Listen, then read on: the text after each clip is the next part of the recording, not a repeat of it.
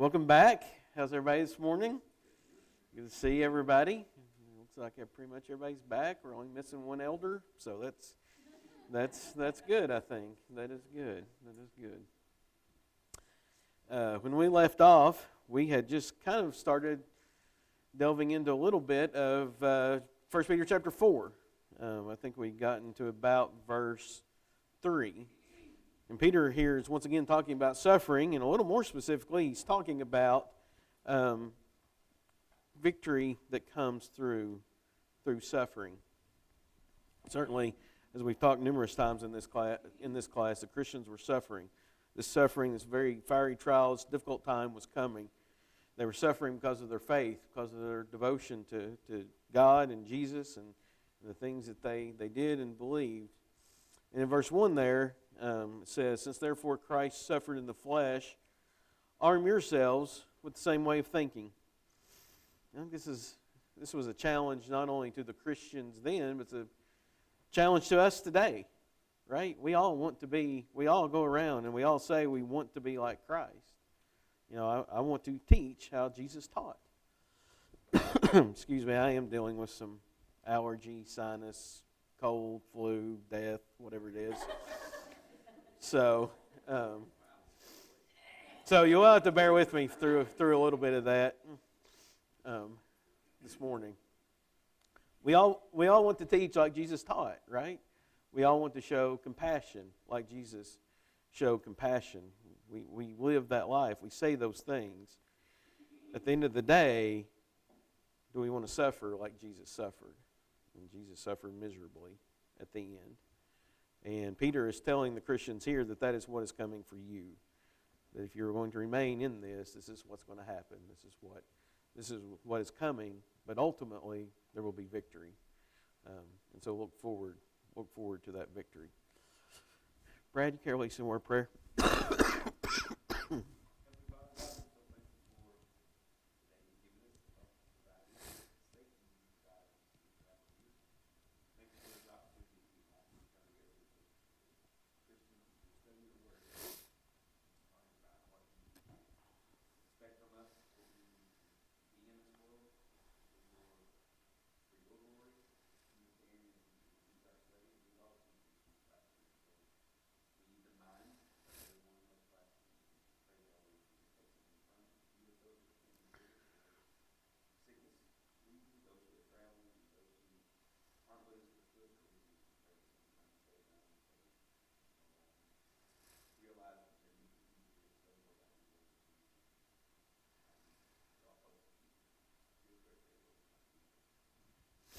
So somebody would please read chapter 4, verses 1 through 11.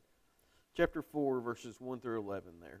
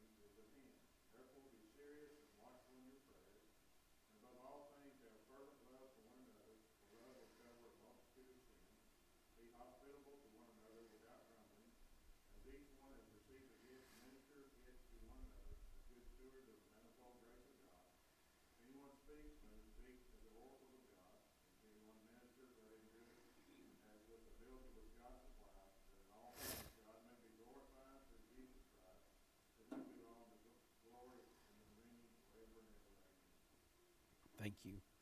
So I think in our studies we got to verse 3, and as Peter will do oftentimes when he's talking about to these Christians, how they need to prepare for this, the kind of life they need to be living. He'll give a list of things we either need to be doing or don't need to be doing. So we're currently in the midst of a list of things we don't need to be doing. And so I think the last time we met, we talked about lasciviousness. We talked about that was lewdness in any form or any shape of any kind. We talked about how broad, really, lasciviousness is. It covers a lot of different things involving sensuality and that kind of stuff.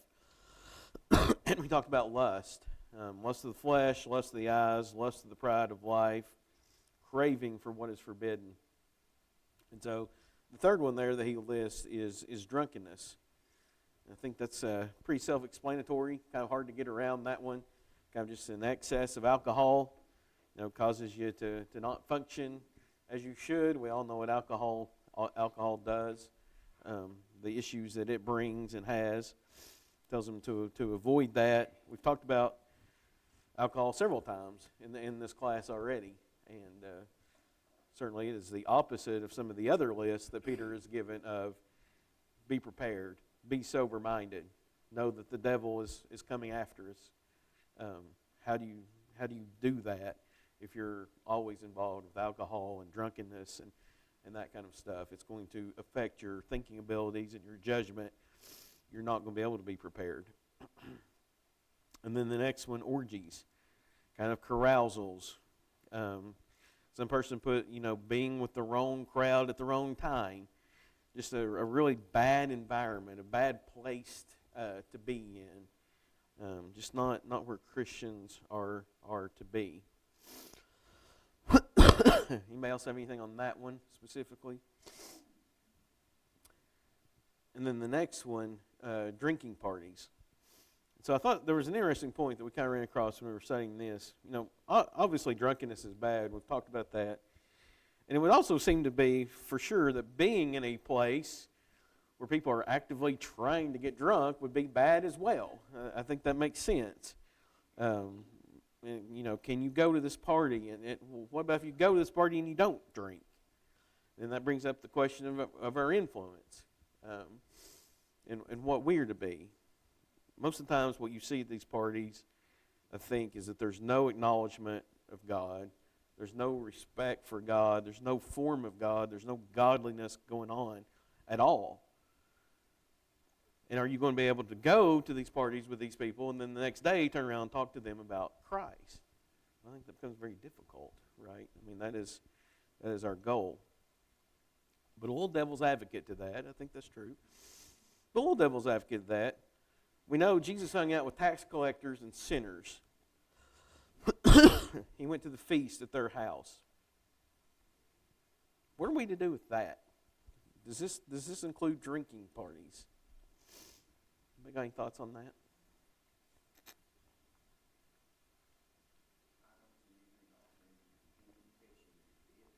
No.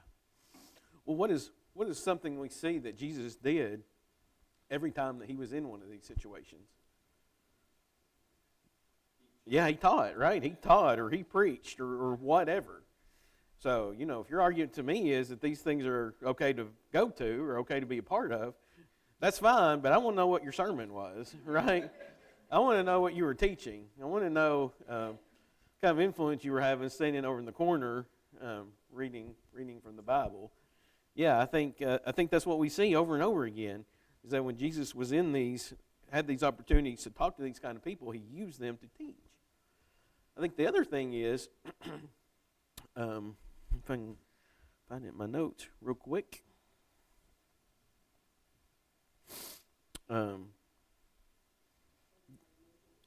He was the attraction, right, in all of these events, in all of these things. People were coming to see him. People were coming to be a part of what he was doing. It wasn't the drinking. It wasn't that kind of stuff. When he was at Matthew, the tax collector's house, Matthew had invited everybody over to see Jesus. Like, that was the whole point of him being there, right? That was the whole point of that gathering, of that coming together. When he was at Simon the Pharisee's house and the woman comes in to bathe his feet with her tears, he was there in the teaching role. And so you just see this over and over again. Everybody knew who Jesus was. Everybody knew why he was there. And as Jeff said, there's no example of Jesus ever being at a drinking party, so to speak. And so I think that's a very good point of why that doesn't work. People will try to use that as an example to justify doing all kinds of things. But there's ways to talk sensibly about them. No way that he was there. Please.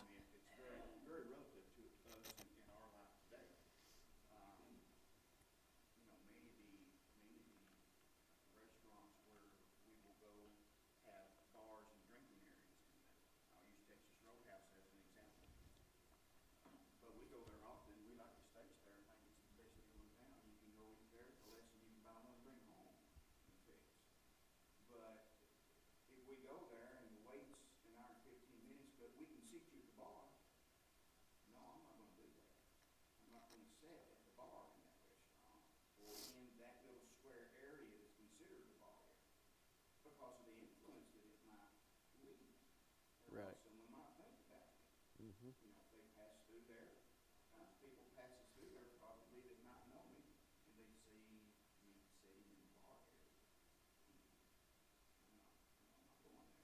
Right. I'm gonna be part of that. Correct.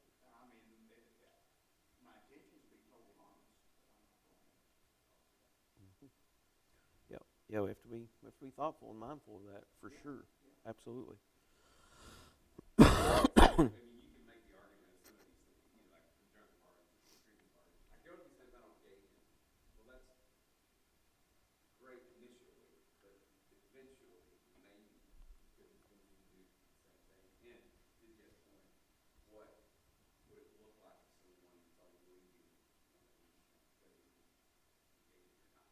Absolutely. Mm-hmm. Right. Yeah.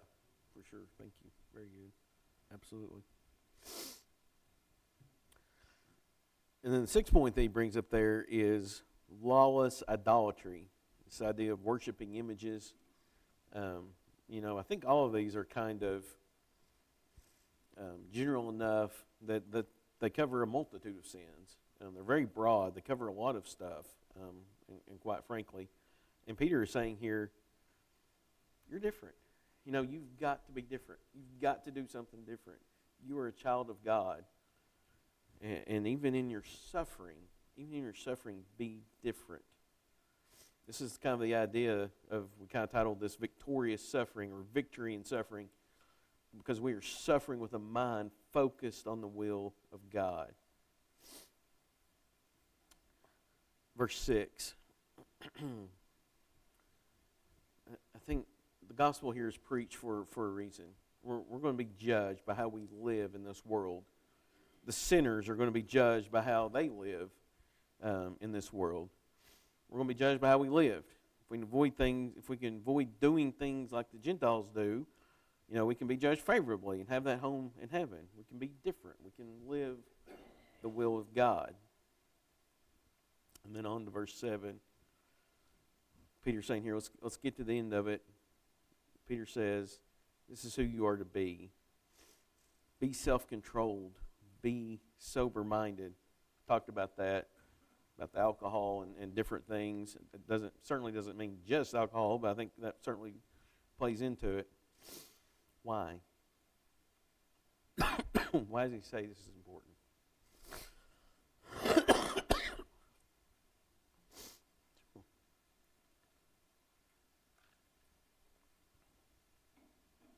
Somebody say something, I'm sorry. What?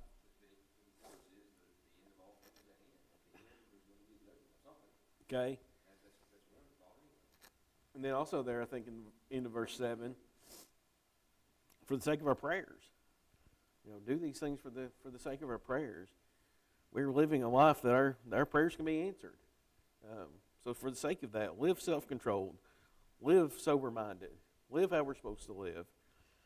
And I think it's interesting here. You can also kind of see the culmination of God's plans and purposes that were underway. If you think about it,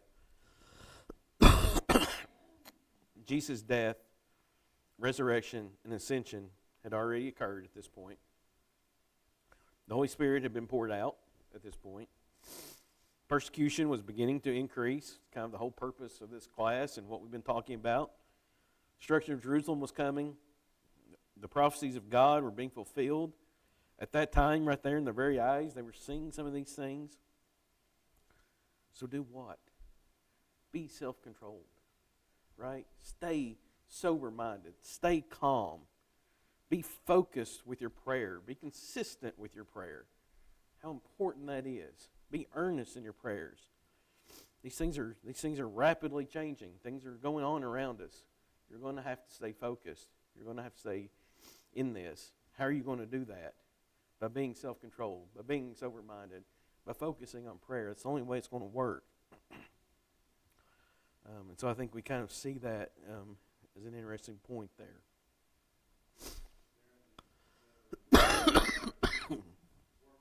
Sure.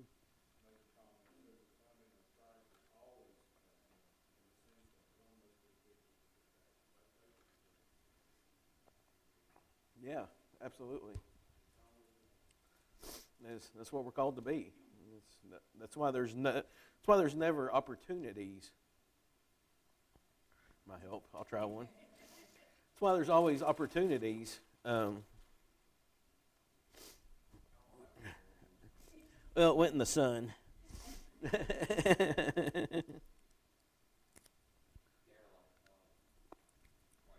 you get yourself ready there? Tim's translation in verse 8. No, verse 7. But the end of all things is at hand. Therefore be serious and watchful in your prayer. The be serious part, this other stuff, that's foolishness.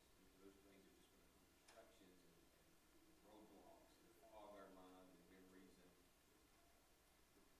Get him on all this stuff. You're always going to have that garbage in your mind, and you're not going to focus on your prayer. You're not going to be serious with your prayer. It's going to hinder you.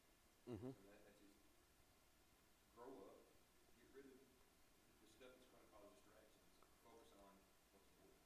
Absolutely. Yeah, so important. And I think it's also why we don't take the opportunity to be a part of these things of drunkenness and drinking parties and all this stuff.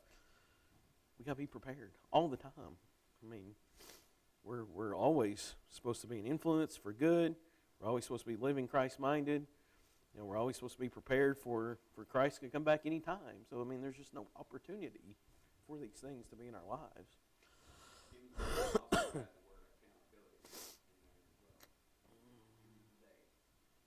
Mm-hmm. Absolutely. No one wants to be like that. Blame somebody else. Mm-hmm. Right. You want to be accountable. Absolutely. Yeah. Yeah.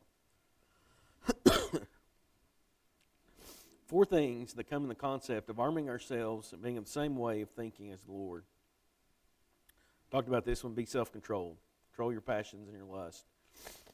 Be loving. Keep on loving one another. It covers a multitude of sins. What does that mean? What does it mean to say it covers a multitude of sins? Love for a brother, we're all guilty of maybe saying something inappropriate at an all time. We've talked about that. And my love for you might just overlook that. Yeah, absolutely. Covers a multitude of sins. Forgiveness for our brethren. Jesus died for us. He went to the cross. That covers everybody's disobedience. Absolutely. Absolutely. All kinds of sins were there for sure. Yeah, and if we're not willing to be that, then this whole thing doesn't work, right? Christianity doesn't work. I mean, it is on the premise of Christ died for us and forgave us our sins. Our role is we've got to be forgiving of other people. If we're not forgiving of other people, then it's not acceptable to Christ. It's not going to continue to work. Certainly plenty of messages to that end in the Bible. And then Peter quotes Proverbs 10:12. Someone would read that. Proverbs 10:12.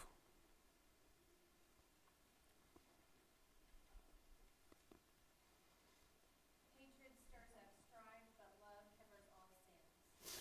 Okay, kind of the same thought there, kind of same thing. This is not a statement of salvation or that we don't point out our sins so that we can't be corrected. We need to do that. We need to understand that we do have sin and those things need to be fixed and corrected. But it is a reminder that love is long suffering, that we are to bear with one another. We are to forgive one another, work it out however we can. We are to forgive offenses that are committed against us. The next thing that is of arming ourselves being the same thinking of the Lord is be hospitable. Be hospitable without grumbling. Kind of grumbling. Oh, Brother so-and-so's coming over again for dinner tonight. Oh boy. This is going to be crazy. This is going to be interesting. How are we going to deal with this? No grumbling. If we have the opportunity to take care of one another, do that. And quite frankly, we are wonderful about that at this church, I think. We have our work groups and we have other things that go on here, and certainly things people don't even see, that we take care of one for another. And if other opportunities were come, I think people would jump on them really quick. So I've never seen an issue of someone here being in need and that need not being able to be met. Seems like we do that very, very well here. Be hospitable. I think it also might be interesting to point out that back in the time that Peter's talking to here, there was probably a really good chance of some long-term hospitality. You're kind of worried about Brother so-and-so coming over for dinner. Well, what about if Brother so-and-so lost his house? And now he's coming over to live for a while. I think that kind of thing was probably going on during this time, for sure. They were losing homes and possessions and everything. So that gives a little different perspective on that, potentially, of what hospitality really means and what he's talking about there. He says, be a good steward. Be a good steward. Verse 10. So in verse 10, what kind of gifts do you think are being referred to here? What kind of gifts do you think he's talking about here in verse 10? Okay, an ability. Yeah, an ability to do anything, really.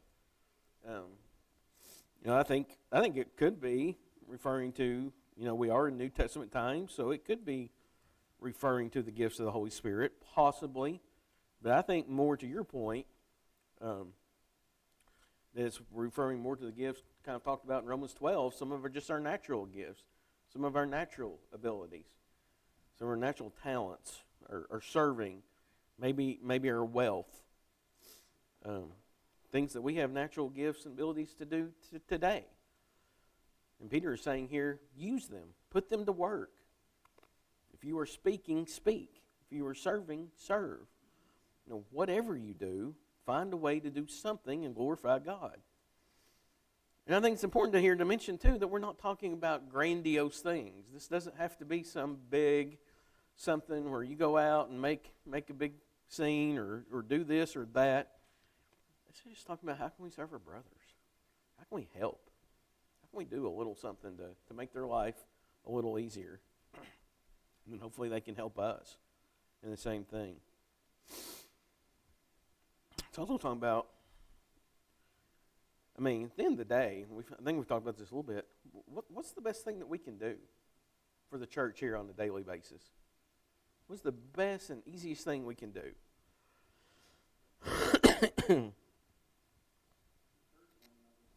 Yeah, absolutely. Encourage one another. Absolutely. What else is something easy we can do every day? Pray for one another. Absolutely. Absolutely. Pray for one another. What else?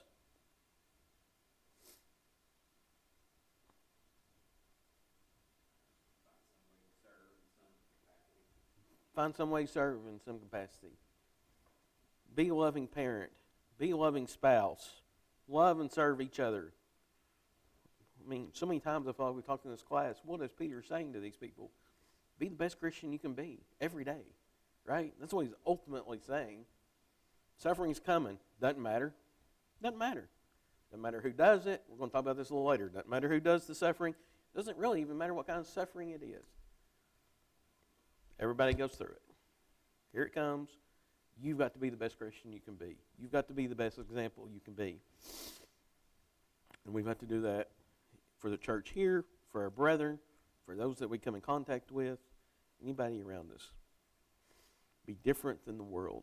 Preach a sermon of just being different. Do something different. Don't hide our talents. Use them. Arm yourself and be ready for the victorious suffering that is to come. So that kind of finishes that section through verse 11 that we've read. Does anybody have anything else on that or any questions on that? Grab a quick drink. So the next section here is verse 12 through 19, through the end of chapter 4. Kind of interesting here, because Peter, we know, is preparing these Christians for a fiery trial. And here we are, we're a little past it now, where we are at the exact halfway point of this class, basically. Halfway of this class is the halfway of the entire quarter. We finally got to something. What did we finally get to in verse 12? We finally got to the fiery trial. We finally got to what this whole class is about. Halfway here, right? Peter has prepared them for this persecution. He's talked about it, but he hasn't really focused on the persecution. He's not really focused on who's doing the persecution. He's focused entirely upon the Christians that he's talking to here. And just kind of like we just said, I feel like 1 Peter is saying here, it just doesn't matter. It doesn't matter that the fiery trial is coming. It doesn't matter that difficult times are coming. It doesn't matter who it is. It doesn't matter what they're going to do. What matters is how are you going to respond to it? What is going to be your answer to this? What kind of person are you going to be during this? And what attitudes are you going to display? And we keep looking at these lists of attitudes that Peter tells us to either have or not have. And that's what he's focused on. So somebody would, please read verse 12 through the end of the chapter. Beloved, do not be surprised at the fiery trial when it comes upon you to test you, as though something strange were happening to you. But rejoice insofar as you share Christ's sufferings, that you may also rejoice and be glad when his glory is revealed.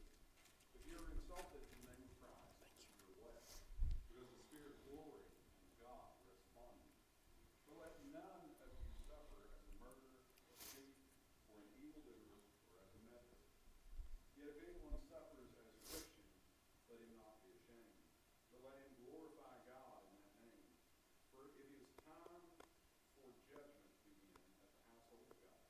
And if it begins with us, what will be the outcome for those who do not obey the gospel of God? And if the righteous is scarcely saved, what will become of the ungodly and the sinner? Therefore let those who suffer according to God's will entrust their souls to the faithful Creator while doing good. Okay, thank you. I know they teach you in public speaking classes not to have something in your mouth when you speak, but you're going to have to deal with that a little bit today. I think it's interesting to point out, I think Peter certainly by this point knows something about suffering. He kind of ran from it a little bit during these early years when he was around Jesus. I think we know those stories. But I think it's pretty clear now that he's right in the middle of it. I think it's pretty clear that he's probably been beaten by this point. He may or may not have been in jail. but certainly he has gone through, he's gone through some very difficult and suffering times. And he talks about, I think it's interesting, he talks about this fiery trial. And we talked a little bit what this fiery trial, what the big picture of it probably was. You may want to kind of go over that again. What was probably the fiery trial going on here?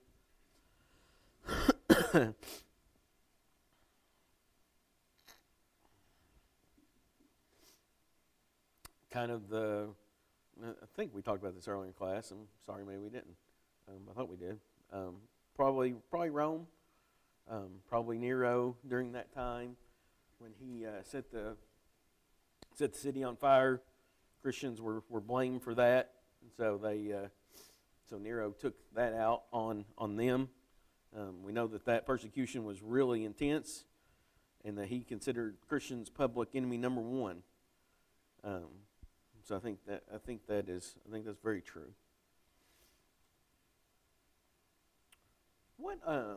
And so we talk about suffering.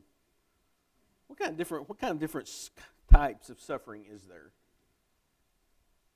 A lot of times we talk about physical suffering, but I think there's other types as well. What kind of other types do you see? Paul talks about a couple of things. In Corinthians, he talks about all the physical suffering, and then daily, all the cares of churches. It's got to be a mental game. And the concern and the breadth of your family, knowing the stuff that they're going through, physical stuff that they're dealing with. That's a mental game for you to be concerned about. Absolutely. We talked about physical, we talked about mental, we talked about verbal abuse, just all kinds of different things. And I think Peter is really preparing them for all of these different kinds of suffering. He's preparing them that you're probably going to have to deal with family members that are going to be killed. That's probably going to happen. He's preparing them for a very difficult time. The church is going to be affected adversely. And he's kind of preparing them how are you going to deal with this? And so I think he goes into here 4 things that he shares here that kind of speak to the Christian view of persecution. And I think there in verse 12 he says, expect it. Right? Well, what is our view on persecution? We'll expect it. This is not something that is going to be strange to you. If you are a child of God, you're always going to experience some kind of pushback. It's just the way it's going to be. Jesus himself experienced all kinds of pushback and all kinds of suffering. Jesus said that in the limited commission. He also said it over in John chapter 17 when he said, if you are my disciples, you will suffer. Jesus suffered. He told us that if you follow him, that you are going to suffer as well. I think as Christians, we should expect that. I think secondly, Peter also says here that we should rejoice in it. Not only expect it, but rejoice. Right? This is the path that Jesus took. Rejoice and be glad. We know that Peter and Paul, as well as other Christians, rejoiced in their suffering. And this is kind of taking it a step up. I think it's kind of taking it a step further when we talk about this kind of thing. That we all need to be prepared. That we're all part of God's will. Yeah, I think it's kind of interesting too. We're so good at preaching this sermon. Sam, I'm going to use you as an example. Because Sam, I know you were done wrong. Okay? And I know this brother sinned against you. But you just really need to forgive him. And you need to get over it. Okay, Sam? You need to shake it off.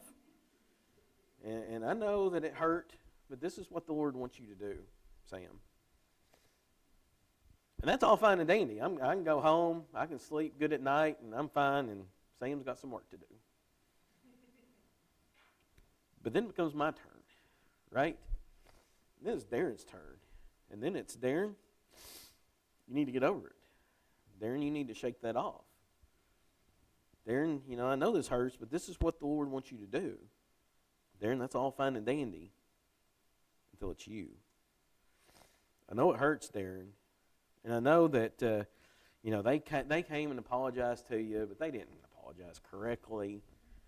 Obviously. And And it's just different, right? It's just different when it happens to me. Peter is saying here, it's not different when it happens to you. It's exactly the same. We need to rejoice in it. We need to be ready to forgive. James 1, 2 through 3, passage that I'm sure Sam is very familiar with from his class earlier this year. Somebody would read that.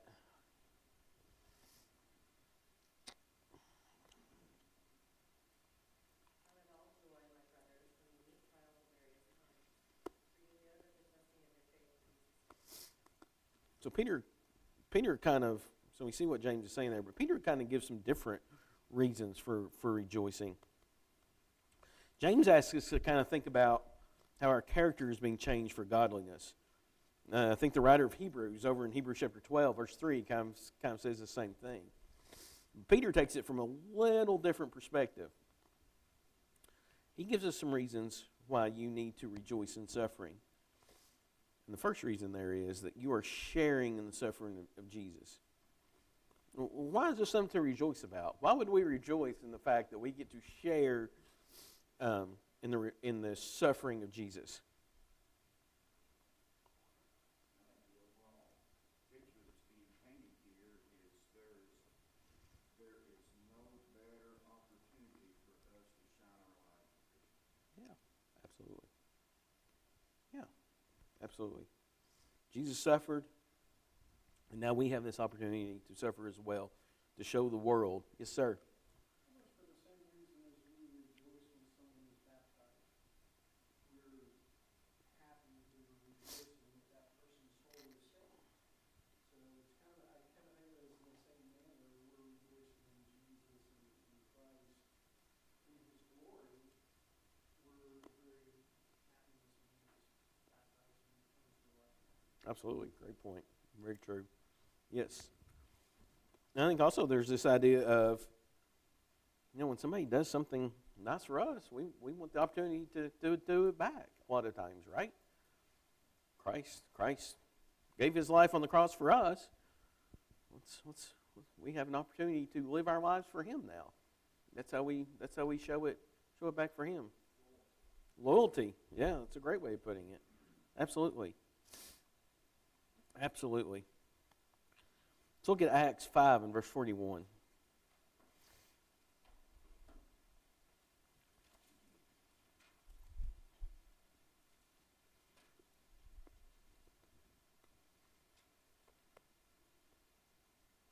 Somebody read that, please. Sorry.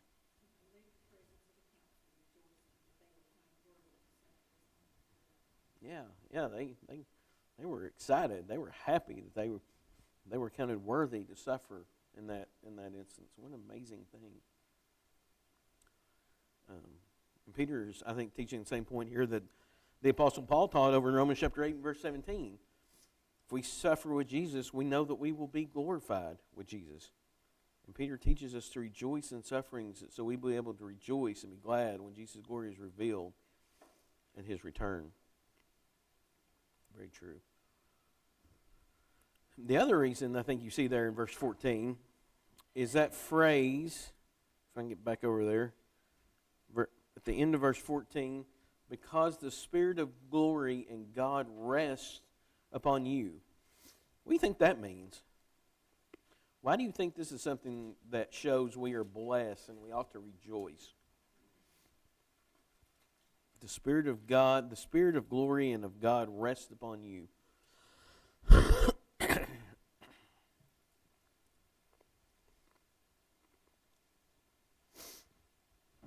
I think it's,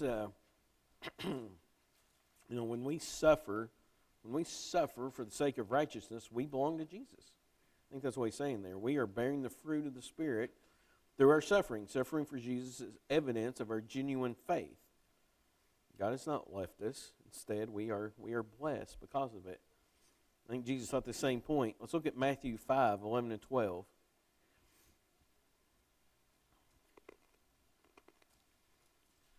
Somebody read that. Matthew 5, 11 and 12. Blessed are you when they revile and persecute you and say all kinds of evil against you falsely for my sake.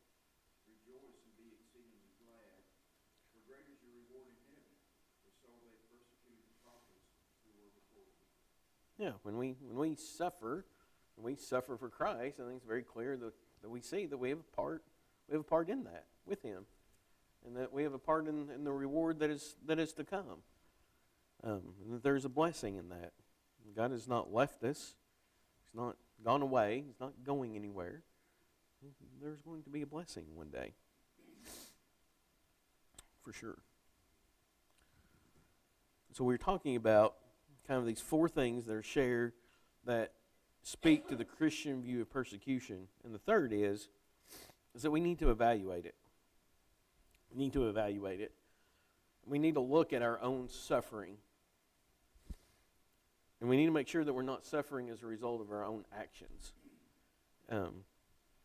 Kind of interesting, he says here, not as a murderer, not as a thief. I'm hoping that's a small percentage of you people that he's talking to here. But you could, theoretically, you could murder someone's character. You could steal someone's joy. You could meddle in somebody's business. It could be talking here specifically about murder, for sure, but it could also be very symbolic. But I think he's saying here, evaluate yourself. Why are you hurting? Why are you suffering? And is it maybe something you brought on yourself through sin and through not being what you need to be through God? I think it was interesting, the brother from Nicholasville, when he was here doing the VBS, I thought he brought out this point really, really, really well, because we've talked about it a little bit in this class. When does suffering end? We don't really always know the answer to that, do we? We don't always know the answer to that question. Could end at some given point. It could end when we die. We don't know that. That's one answer. I think there's also another answer. I think the other answer is when you look into the perfect law of liberty and you see if you are suffering because of something you've done. The other time that you might find when it ends is when you look into the perfect law of liberty, you look into that mirror and you see back the person that you're supposed to be. That could be a time when suffering ends, if that's why it was brought on. They did a really good job of drawing that out, that point. If you're bringing suffering on yourself, suffering might end when you stop doing the things that brought that suffering on. And that's certainly not all suffering. We're going to suffer just for being a Christian. But we can bring on some suffering by our actions. And that suffering might end. Well, that was exactly, that description he uses there about the perfect law of liberty. And when we come to understand what that means and what that liberty is, that, Christ has set us at liberty from our sin, from being a slave to sin, from being a slave to the things of this world that put us in such in constant despair and agony and striving after the things of this world that we do when we live in the flesh and we live for the flesh. He set us at liberty of those things, but as you said, he's also set us at liberty of the consequence of our past sins. That even if we're suffering, in this life, we may be suffering some of those consequences in our fleshly lives, but we no longer have to worry about that because we understand that that's not what our hope is. It's not where our hope is. That we have a greater hope. We have a greater thing to look forward to, and we have a true liberty to look forward to beyond this life. Absolutely. So we will end there, and we will pick up Wednesday night. We will most certainly get to chapter 5, which talks a lot about the elders' role in all of this. And we have a couple of elders in here, so that should be a very good discussion. Thank you all, and hopefully I will be able to talk a little better.